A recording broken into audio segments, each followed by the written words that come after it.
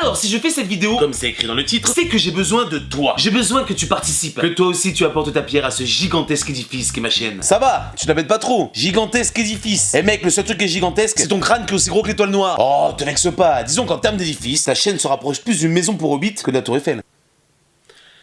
Nique ta mère!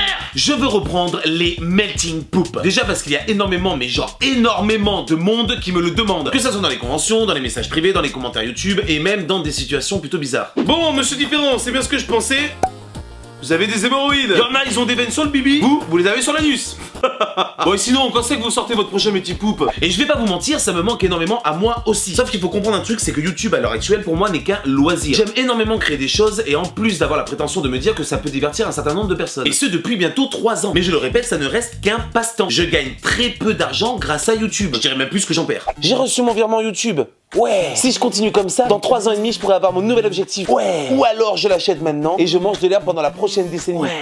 Et le problème, c'est que le melting poop me prend un temps fou. À l'heure actuelle, pour moi, sortir des melting poop du même format qu'avant de manière régulière est impossible. Avec le travail, les loisirs et le reste, je n'ai clairement pas le temps de sortir des vidéos de 8 à 15 minutes et garder une bonne fréquence à côté. Un melting poop est plus long à écrire, plus long à tourner et surtout beaucoup plus long à monter. Et je le répète, avec ma vie à côté hors de YouTube, je sature complètement. Et tout ça pour dire que j'en suis arrivé à ne sortir que 2 vidéos en 6 mois. Et c'est pour ça que j'ai décidé d'ouvrir un Tipeee. Non, je déconne. Si tu veux vraiment m'aider, active les notifications sur la chaîne et surtout blinde de like mes vidéos. En plus des commentaires et des partages, c'est la seule monnaie que je réclame. C'est ce qui donnera de la visibilité à ma chaîne. Statistiquement, une vidéo... Statistiquement, putain de mots à 4 syllabes. Statistiquement, une vidéo est plus mise en avant par YouTube si elle est likée comme Jaja. Bon, t'arrêtes de quémander tes abonnés là, t'es vraiment le pire des crevards, hein.